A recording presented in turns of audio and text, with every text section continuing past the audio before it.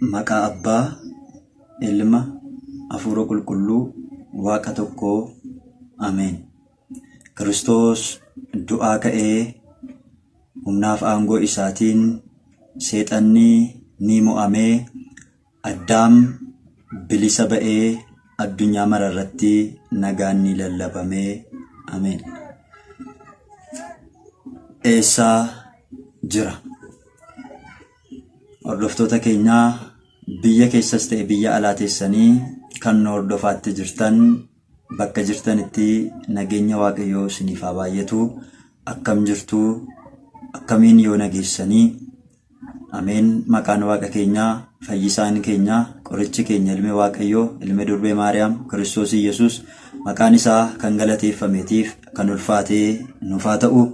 Sababii fayyina keenyaa kan taate gugeen garraamii, qulqulleettiin qulqullootaa, buleettiin ergamootaa, baaboo gannataa kan taate saragallaa binaadhaan masanqoon daawwitii, dubaroon Maariyaam uumaadhaa gaditti uumama jiran hundumaa gararraatti kabajnii fi ulfinni haadha keenyaatiif haa ta'u. Egaa akka eeyyama Waaqayyoo ta'ee dubbii sagalee Waaqayyoodhaa Wangeelaa Yohaannis boqonnaa 9:12 irratti jecha barraa'ee jiru mata duree taasisuudhaatiin wajjiniin barannaa. Sagalichis akkas jedha, eessa jiraa kan jedhudha. Egaa Waaqayyo Waaqni keenya sagalee kanaan akka nu barsiisuuf, akka nu gorsu tolaaf eeyyama Waaqayyo keenyaa nuuf haa ta'u.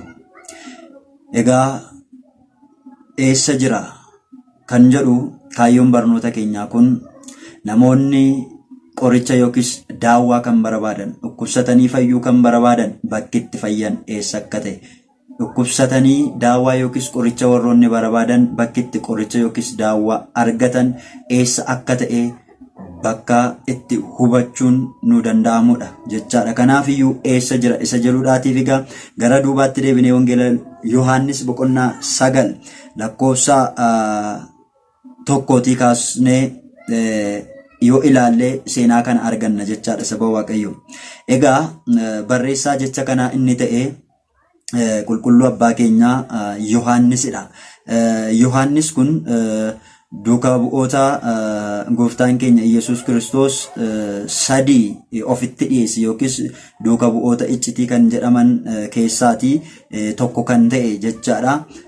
Yesuus mucaa Iyaariyoosiin du'arraati yommuu inni kaasutti kan isa waliin ture jechaadha. Yohaannis kun inni kan biraan tulluu Taaboor irratti kabaja isaa yommuu itti mul'isutti gooftaan keenya Yesuus Kiristoos bartoota isa faana gaara yookiis tulluu Taaboor irratti ol ba'an keessaatii tokko kan ta'e qulqulluu abbaa keenyaa Yohaannisidha jechaadha. Inni kan biraan Geetesemaaniitti yeroo kadhataatti jechaadha isa waliitiin kan ture jaalallee gooftaa kan jedhame jechaadha.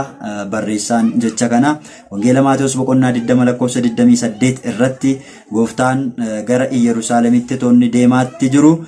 Yohaannis kun obboleessa isaa Yaaqoobiidha wajjiniin wanta kadhatan wallaaluudhaatiin mirga isaa bita isaa akka ta'aniif akka kadhatan jechaadha. Waa'een isaanii barraa'eetiin jira. Kan biraan Wangeela Luqaas boqonnaa 22 lakkoofsa 6 kaasnee hanga 13 yoo ilaalle Yohaannis Phexros waliin ta'uudhaatiin irbaata ayyaana Faasikaadha yookiis Kiristoos otoo hin fannifamiin duraan dursee ayyaanni Faasikaa sanbata jiru gaafa kamisaadha irbaata Faasikaa kan qopheessa Phexros waliin ta'uudhaatiin qulqulluu Yohaannis barreessaa seenaa kanaati jechaadha. Wangeeluma isaa boqonnaa 13 lakkoofsa 21 irratti Yesuus Kiristoos dabarsee du'aatiif kan isa kennu eenyu akka ta'e kan gaafatedha. Gooftaan Yesuus Kiristoos isin keessaatii tokko dabarsee na kenna jedhee gaafa dubbatu bartoota isaa keessaatii dursuudhaatiin Kiristoosiin baay'ee waan jaallatuudhaaf nu keessaa dabarsee kan si kennu eenyudha? Yoo Yihuudaan isin keessaa tokko dabarsee na kenna gaafa jedhamu anaaree jedheeti kan inni gaafate. Yohaannis garuu eenyudha inni si dabarsee du'atti dabarsee kan si kennu kun eenyudha jedhee gooftaa keenya Yesuus Kiristoosiin kan gaafatedha. Wangeela Yohaannis boqonnaa 19:26 irratti immoo hangafannootti wajjin adeemuudhaatiin haadha gooftaa keenyaa imaanaadhaan mana isaatti fudhatee kan galee Yohaannis barreessaa seenaa kanaati jechaadha. Egaa kanaaf wangeela isaa kana ga'arra kan nuti wajjin ilaallu boqonnaa 9:12 irratti eessa jira jecha jedhutu barraa'ee jira jechaadha. Kanaaf egaa wangeela Yohaannis boqonnaa 9:1 kaasnee gara barnoota keenyaatti gaafa achi as deebinu gaa waa'ee Yohaannisidha. Gabaabaadhumatti haga kana yoo jenne nu ga'a jechaadha. Yesuus Kiristoos bartoota isaatii wajjiniin otoo adeemaatti jiruuti nama dhaloota isaatii kaasee jaamaa ta'e tokko itti dhufanii jedha. Gooftaan keenya Yesuus Kiristoos bartoota isaatii wajjiniin otoo deemaatti jiranii nama dhaloota isaatii ka'ee gadamee haadha isaa keessaa erga ba'eetii kaasee jaamaa kan ta'e agartuu yookiis qaroon ija isaatii arguu kan hin dandeenyetti dhufanidha. Yeroo kanattidha bartoonni gooftaa keenya Yesuus Kiristoos namni kun maal ta'ee jaamaa ta'ee dhalate jedhaniitu Kiristoosiin gaafatanii jedha. Gaaffii bartoota keenyaati. Kanaaf maal ta'eeti? Maatii isaatu cubbuu hojjete moo yookiis isatu cubbuu qabaa? Cubbuu inni hojjetetu jaamaa ta'e akka dhalatu taasise moo yookaan cubbuu maatiin isaa hojjetan karaa isaatiin ba'e jedhaniitu Kiristoosiin gaafatanii jedha. Yeroo kanatti gooftaan keenya Yesuus Kiristoos deebiin deebiseef akkas kan jedhudha. Lakki innis cubbuu hojjeteedhaan miti. Maatiin isaas immoo cubbuu waan qabaniidhaaf karaa dhala isaanii kanaan hin baaneefi jedhee deebiseef. Kanaaf akkamittiin jaamaa ta'ee dhalatare gaafa ittiin jedhan hojiin Waaqayyoodhaa akka mul'atuudhaaf jecha akkas ta'ee dhalate jedha. Hojiin Waaqayyoodhaa, fayyisuun Waaqayyoodhaa, abbummaan Waaqayyoodhaa akka inni mul'atuudhaaf jecha akkas ta'ee mul'ate isaaniin jedheedha. Yeroo kanatti egaa maanni gooftummaan Waaqayyoo, hojiin Waaqayyoo mul'atu sun maalidha gaafa jedhamu hojii kanatti aansee kan inni agarsiise jechaadha. Yeroo kanatti hancufa isaa lafatti tufee jedha. Eenyu? Kiristoos Iyyasuus. Hancufa isaa yookiis bakka garaagaraatti gorora jedhama jechaadha. Kanaaf gorora isaa yookaan hancufa isaa lafatti tufee jedha. Erga lafatti tufee booddee immoo hancufa isaa sanaa awwaara yookiis dhoqqeessee jedha. Erga dhoqqeessee booddee immoo bakka ija isaatii kana tosheefii jedha. Dhoqqee sanaan. Hancufa erga lafatti tufee booddee in dhoqqeesse. Erga dhoqqeessee booddee immoo dhoqqee sana fuudheetu bakka ija isaatii kana tosheefii jedha. Namni kun jalqaba namni tokko amma fakkeenyaaf erga dhalatee booddee agartuun ija isaatii kun balaa yookiis rakkoo garaagaraatiin gaafa dhangala'ee jedhu yookiis gaafa jaamee jedhu iji isaa jaamuyyuu maleessa bakki ija isaatii sanaa garuu hin badu. Namni kun garuu gadameessa haadha isaa keessaa kaasee kan inni dhalate bakki ija isaatiillee kan hin jirre jechaadha. Iji isaa kun akka dhadda kanaati jechaadha. Walqixxee kan ta'e bakka akkuma dhadda kanaadha bakka ijaa kan hin qabne jechaadha. Walqixa kan ta'edha.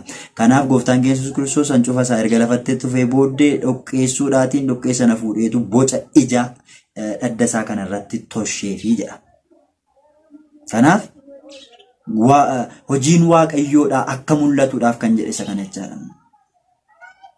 Yeroo kanatti gooftaan keenya Yesuus Kiristoos erga bakka ija isaaf tosheetii booddee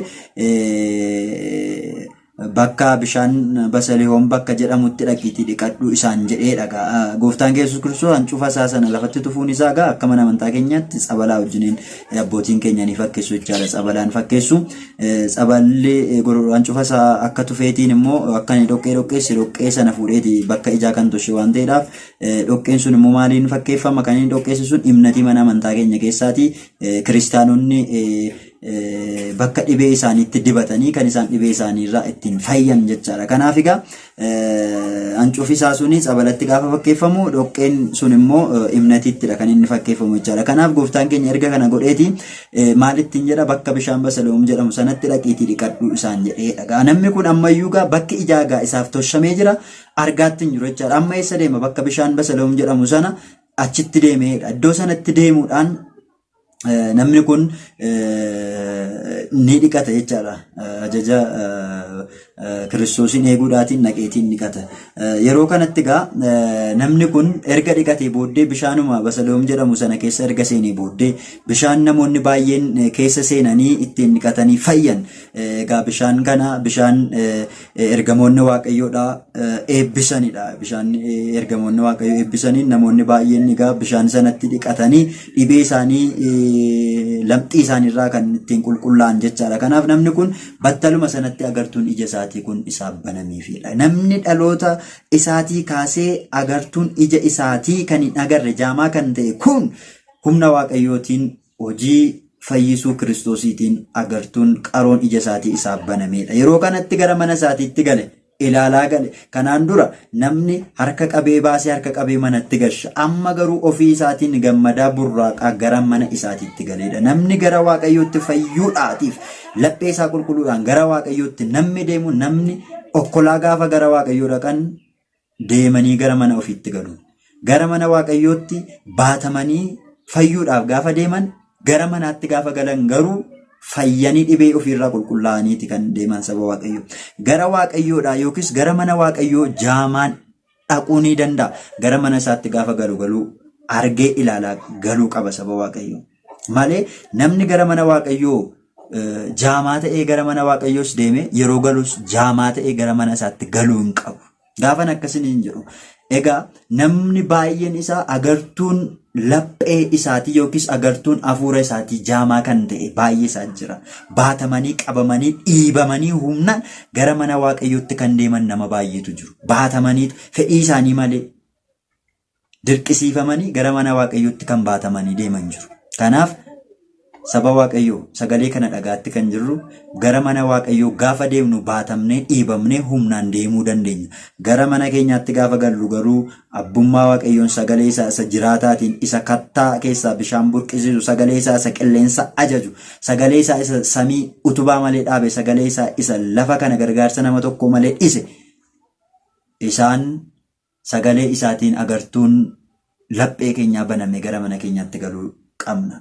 Gara mana Waaqayyoo gaafa deeman namni baay'een okkolaa deema. Okkolaa deemeetu okkolaa kan gara mana isaatti galu jira. Gaafan akkas jedhu okkolaa kan deemu namni baay'een yaada hafuura isaatiin kan okkolaa gara mana Waaqayyoo deemu kan okkolaa gara mana Waaqayyoo deemu jira. Na fayyisaa laataa, nan fayyaa laataa, nan jijjiiramaa laataa. Jireenya shakkii keessa kan deemu okkolaa kan deemu jechuudha. Yaada okkolaa jedhama kun.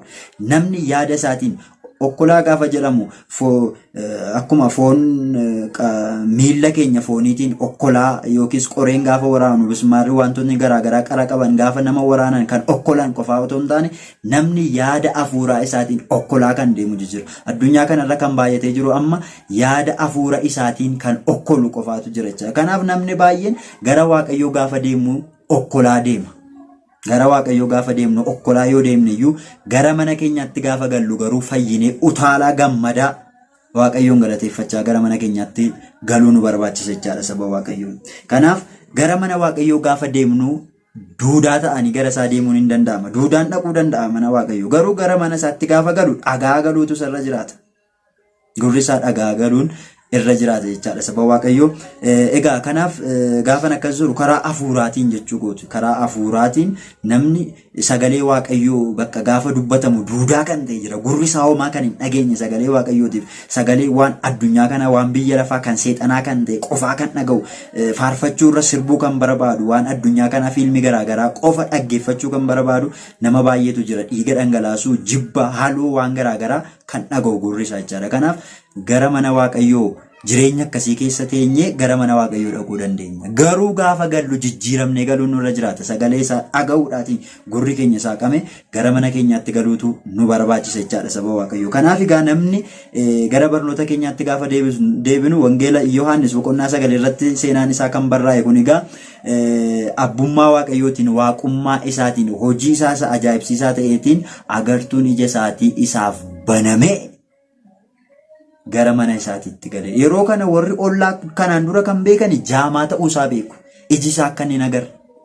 maatiin isaa harka qabanii akka baasan harka qabanii akka manatti gashanidha kan isaan beekan. Amma garuu agartuun ija isaatii waan banameedhaaf wangeela Yohaannis boqonnaa 9:8 irratti warri ollaadhaa gaafachuu jalqaban, wal gaggaafatan. Namni kun mucaan kun isuma nuti beeknu miti, isa jaamaa ta'ee dhalate sana miti, akkamitti arguu danda'e jedhanii wal gaafachuu jalqabanii. Warri kaan lakkii isa kan fakkaatudha, fakkaattii isaati malee akkamittiin agartuun ija isaatii isaa banama jedhanii waliin falmi eegalanidha. Kanaaf namoota ollaa keessatti wal falmiitu uumame. Inni kaan isa dhadhaa, inni kaan isa miti jedha. Akkasuma biyya lafaarra jiraannu kana keessatti namni gaafa seenaan isaa jijjiiramu, waa'ee namaa kan yaadu, haasa'aa kan oolu, gara mana Waaqayyoo gaafa nuti deddeebi'uu jalqabnu, kanaan dura mana Waaqayyoo kan hin beekne har'a maal dhageessee deddeebi'uu jalqabde, har'a maal dhaga'ee deddeebi'uu jalqabee kan jedhan baay'ee isaanii jiru jechaadha.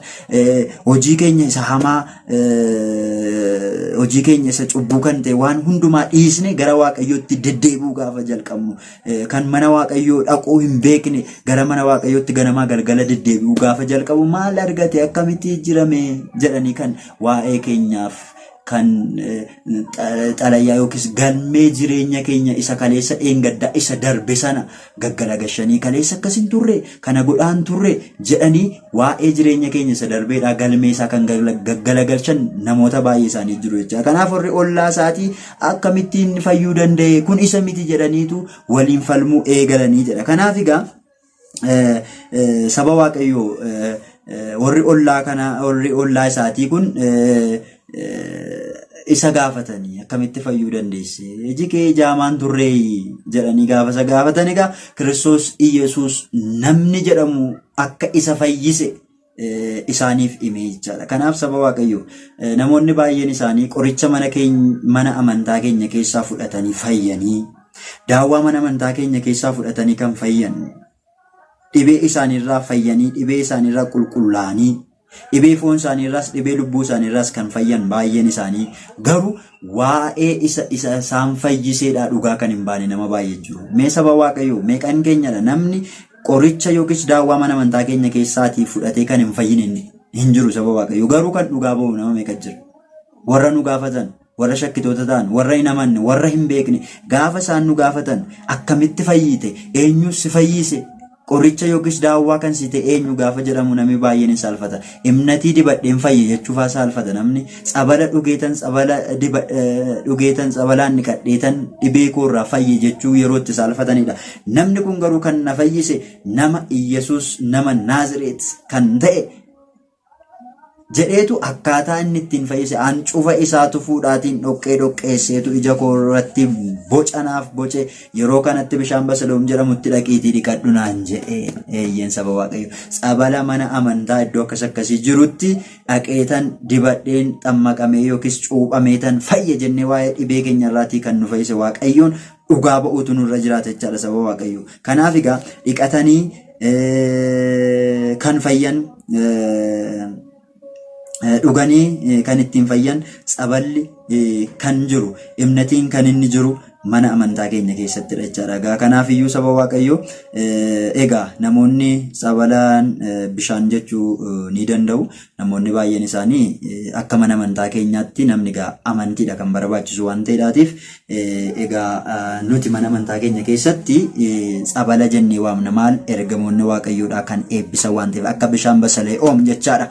Kanaaf akkuma namichi kun dhibee isaarraatii agartuu ija isaatii isaa baname kana bishaan Basalee'oom kana keessatti dhiqachuudhaatiin, kanaaf nutis tsabala mana amantaa keenya keessa jiru ergamoonni Waaqayyoo kan eebbisan, Waaqayyoo Waaqni keenya Waaqni jiraataan kan eebbisuudhaan hafuurri qulqulluun irra buufatee kan ittiin nu qulqulleessu tsabala mana amantaa keenya keessa kan jiruudhaatiin dhibee keenyarraa akka qulqulloofnu nutis dhugaa ba'uun irra jiraata jechaadha saba Waaqayyoo. Egaa namoonni baay'een tsabala mana amantaa keenya keessa jiruudhaan bishaanidha kan isaan jedhan. Egaa ija hafuuraatiin otoo ilaalaniitii arguu danda'u ture, garuu isaan ija foon isaaniitiin waan ilaalanidha. Dhugumatti akka isaan ilaalanitti bishaanidha. Maaliif manaa dhufa waan ta'eedhaaf, iddoo biraatiin mana keenya gaafa jiru dhugaadha bishaan jedhamee waamama.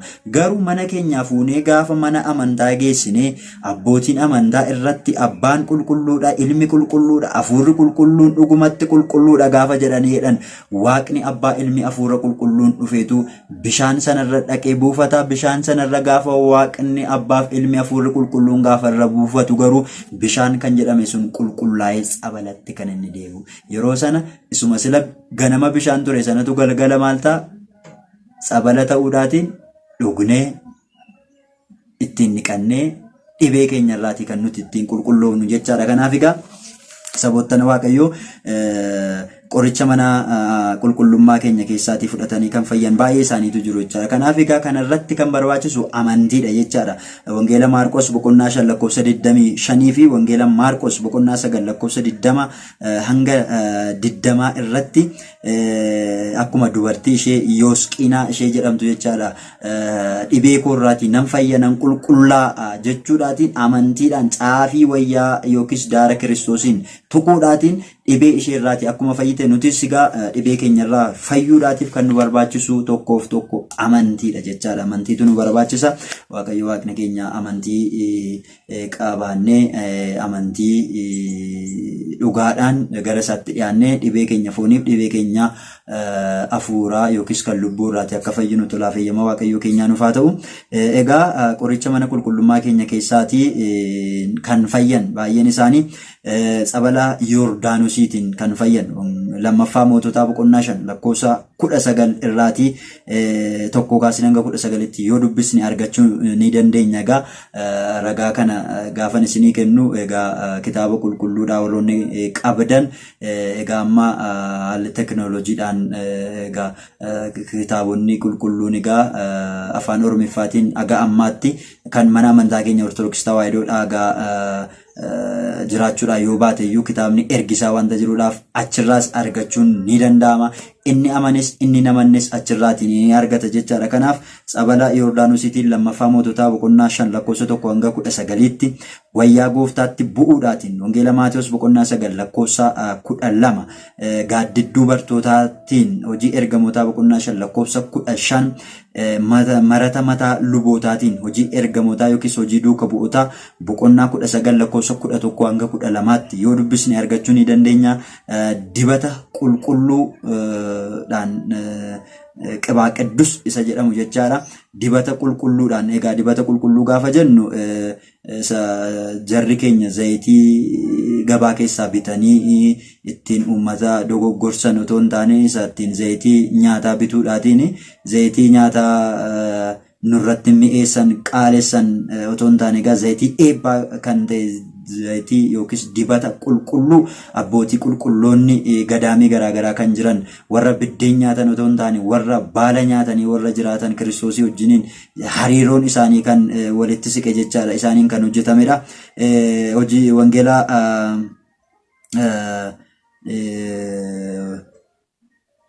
wangeela ergaa Yaaqoob boqonnaa 5 lakkoofsa 13 irraati kan nuti argachuu dandeenyu.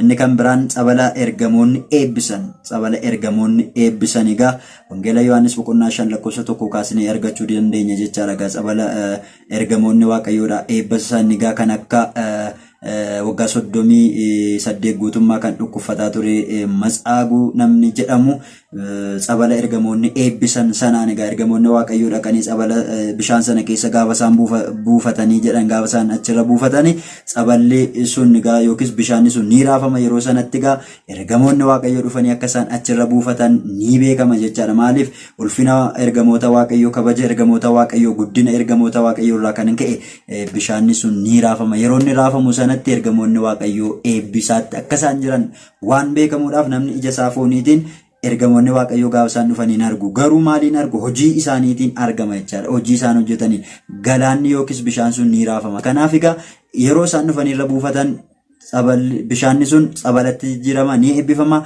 keessa bu'uudhaatiin dhaqanii kan isaan fayyan jechaadha. Wangeela Yohaannis boqonnaa 5:1 kaasnee yoo dubbisne argachuu dandeenya. Har'as immoo akkasuma fannoodhaan siilii mana amantaa keenya keessa jiraniin awwaara mana amantaa keessa illee harkaan qabuudhaan iddoo dhibee isaaniitti dibatanillee kan irraatii fayyaa turan har'as fayyaatti kan jiran. Gara boodaattis manni qulqullummaa keenyaadha. Iddoo fayyinaa, burqaa fayyinaa, madda fayyinaa kan ta'e qorichi dhibee foonii, dhibee lubbuurraati fayyuun kan danda'amu bakki inni jiru mana amantaa keenya keessa jira. Namoonni dhibee keessan irraatii, dhibee foonii keessan irraa, dhibee lubbuu keessan irraatii fayyuu kan barbaadan daawwaan isaa, qorichi isaa bakki inni itti argamu mana amantaa keenya keessa achi dhuftanii fudhachuu dandeessu. Kaffaltiin qabu tolaanidha jechaadha. Doolaara kennuun hin jiru, birri biyya keenya kan Itoophiyaa kennuun hin jiru jechaadha. Akkasumatti tolaan kan isinirraati barbaachisu kan isin kaffaltan amantii qofaadha. Amantii qofaa qabadhaatii gara iddoo daawwaan jiru kana gara mana amantaa keenyaatti kottaa. Dhibee keessan kamirraayyuu ni fayyituu. Waaqayyo Waaqni keenyaa akka hojii keenya, akka balleessaa keenyaa otoo hin taane akka aarjummaasaa, akka gara laafummaasaatti dhibee keenya foonii, dhibee keenya lubbuu irraatii akka nu fayyisu tolaaf eeyyama Waaqayyo keenyaa nuuf haa ta'u. Wangeela Luqaas, Wangeela Yohaannis boqonnaa 9:12 eessa jira akkuma jedhan namoonni ollaa qaroo dhabeessa kanaadha. Har'as namoonni baay'een bakka daawwaan jiru, bakka qorichi jiru, bakka fayyinni jiru barbaadaatti kan jiran hedduu isaanii jira. Kanaaf deebii isaatii fi eessa jira isa jedhaniidhaaf bakki daawwaa qorichi tola kennamu iddoon isaa mana amantaa keenya keessa jira jechaadha. Kanaaf gara sana dhufanii akka isaan daawwaa sana fudhatanii dhibee isaaniirraa akka fayyaniidhaaf egaa ergaa kana isaaniin gaa isaan qaqqabsiisaa isiniin jechuun barbaada.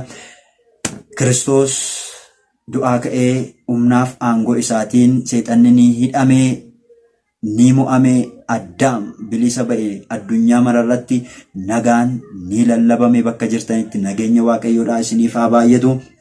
Egaa yuutuubii kanaaf haaraa kan taatan sabskiraayib isheetti tuqxanii maatii yuutuubii kanaa akka taatan, barnooti kun gaariidha yoo jettan, nama barsiisaa kan jettan yoo ta'e hiriyoota keessaniif sheer gochuu hin dagatinaa. Yaada yoo qabaattan koomentii jalatti nu barreessaan isiniin jedha.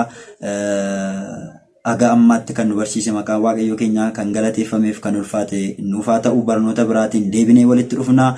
Nagaa Waaqayyootiin tura.